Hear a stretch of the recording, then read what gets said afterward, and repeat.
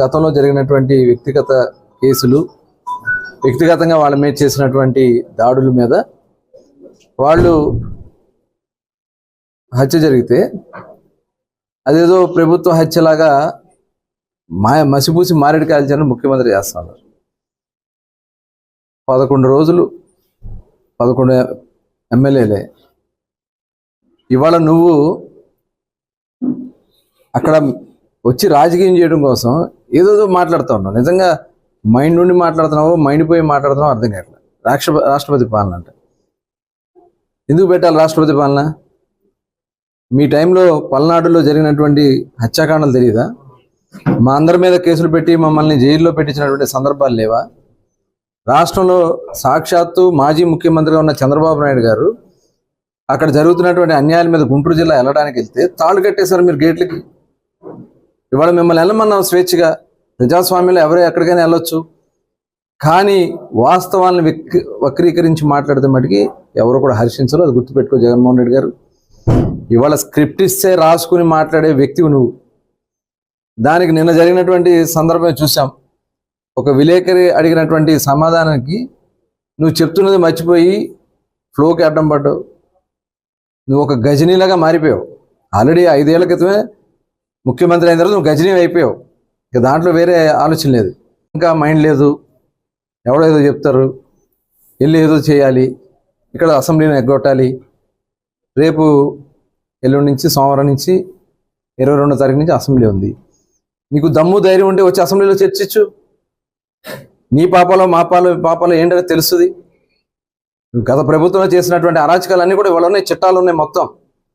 ఇవాళ ప్రజా సమస్యల మీద మేము వైట్ పేపర్స్ రిలీజ్ చేశాం. ఇలా గత ప్రభుత్వంలో చేసినట్టు తప్పిదాల మీద రిలీజ్ చేశాం.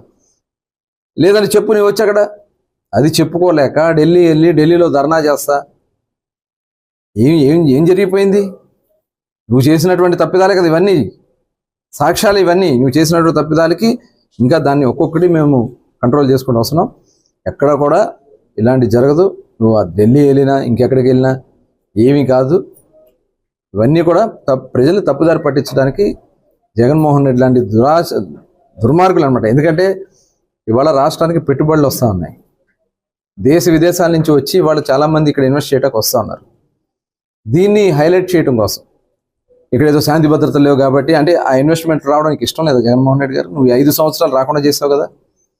ఇవాళ దీన్ని అల్లరి చేసి, రాష్ట్రాన్ని అల్లరి చేసి, రాష్ట్రంలో పెట్టుబడులు రాకుండా చేయాలి, రాష్ట్రం నాశనం అయిపోవాలని కోరుకునే మొట్టమొదటి వ్యక్తి జగన్మోహన్ రెడ్డి. దానికోసం ఎలాంటి ప్రచారం చేసుకుని మధ్యంతర ఎన్నికలు అంటే ఎక్కడి నుంచి వస్తాయి మధ్యంతర ఎన్నికలు? అసలు నీ మైండ్ నుండి మాట్లాడుతున్నావా, మైండ్ దొబ్బి మాట్లాడుతున్నావా? ఒక మైండ్ ఉన్న వ్యక్తి, ఒక నీతి నిజాయితీ చేయాలనే వ్యక్తి ప్రతిపక్షంలో ఉన్న రాష్ట్ర ప్రయోజనాల కోసం మాట్లాడాలి. నీ స్వార్థ ప్రయోజనాల కోసం, నీ తప్పిదాల కోసం, నీ డైవర్షన్ కోసం మీ ఎంపీ చేసినటువంటి ఏదైతే ఒక కార్యక్రమం ఉందో అది ఇప్పుడు అంతా స్ప్రెడ్ అవుతా ఉంది. మొత్తం దేశం అంతా చూస్తూ ఉన్నారు. ఆడబిడ్డ మీద చేసినటువంటి కార్యక్రమం వల్ల ఒక కుటుంబం నాశనం అయిపోయింది.